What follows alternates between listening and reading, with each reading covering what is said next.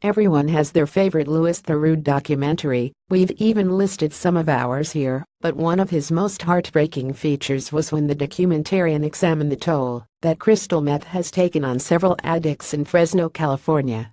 Simply put, some of the stories were so heartbreaking that it's impossible not to be moved. We vividly remember people telling Theroux that they saw no issue in using the addictive substance around their own children. Drug use and addiction became their norm.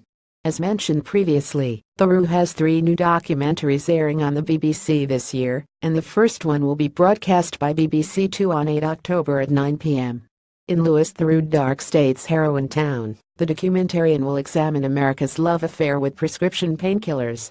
As dependency on opiates increases, how has this impacted those that are most at risk following a crackdown on their overprescription? Where does this leave the 2 million Americans who have developed a habit for these high-strength painkillers, with the pills now becoming increasingly expensive and scarce on the black market? Vast numbers of Americans have turned to the cheaper and stronger opiate heroin. The drug now claims more lives in the U.S. than either car accidents or gun crime. And, for the first time in over 2 decades, life expectancy in the U.S. is declining, largely attributed to the rise in fatal heroin overdoses.